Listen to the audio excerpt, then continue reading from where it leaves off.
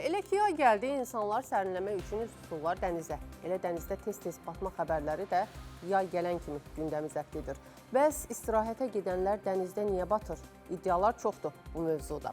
Kimi deyir, suyun altında ayaqlarından tutub aşağı çəkənlər var. Kimi deyir, dənizin dibində çatlar var. Bəlkə də səbəb tam fərqlidir, səhlənkarlıq. Bizim Aynurə də bu sirrin arxasınca gedib.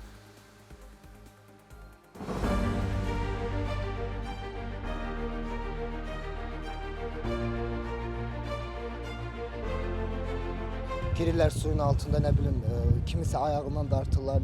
Geri qayıtmağa yəni şans olmuyor. Hər il olduğu kimi bu ildə çimərlik mövsümü başlayandan insanların dənizdə batması halları ilə rastlaşırıq. İnsanlar dənizdə niyə batır? Sosial şəbəkələrdə bu mövzu geniş müzakirə olunur. Bəziləri hesab edir ki, insanların ayağından tutub dartırlar. Bəziləri isə hesab edir ki, dənizin dibində nahamarlıqlar var. Bu səbəbdən insanlar batır. Bəzi fərziyyələrə görə də insanlar təhlükəsizlik qaydalarını pozduğu üçün dənizdə boğulurlar. Hazırda küləkli hava olsa da, baxın dənizdə nə qədər adam var. Hal-hazırda küləkli dənizə olmaz. Orada işçilər var ki, məsəl üçün bildirirlər ki, olmaz da dənizə. Yenə də insanlar onlara qulaq asmayaraq yenə də məcburi şəkildə dənizlərə girirlər. İnsanlar dənizdə niyə batır? İnsanlar dənizdə çox zaman öz məsuliyyətsizliklərinə görə batırlar. Burada sərhədlər var ki, hansı ki o sərhədləri keçmək olmaz. İnsanlar gəlirlər, üzürlər, gedirlər qabağa.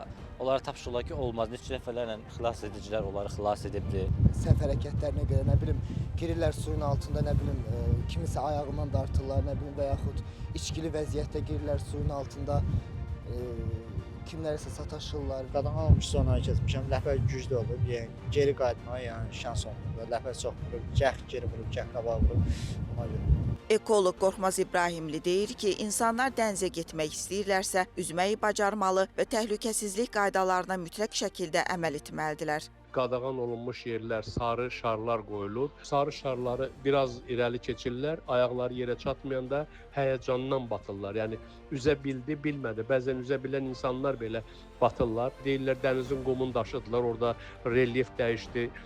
Ona görə batdı insanlar və yaxud da deyirlər çat yarandı, bilinməyən çatlar, gecə ilə çat yarandı, o çata düşdü, batdı insan. Qətiyyən elə bir şey yoxdur. Əgər hər hansı bir ərazidə xilasedici yoxdursa, bu həmin ərazilərdə təhlükəsizlik tədbirlərinin görülmədiyini və həmin ərazilərdən istifadənin təhlükəli olduğunu bildirir. Dalğalı dənizdə və küləkli havada dənizə girmək təhlükəlidir. Küləyin sürəti saniyədə 10 metrdən artıq olduqda dənizdə çimmək qadağandır. Həmçinin nəzarətsiz çimmək üçün nəzərdə tutulmayan su hövzələrindən istifadə də həyat üçün təhlükəlidir.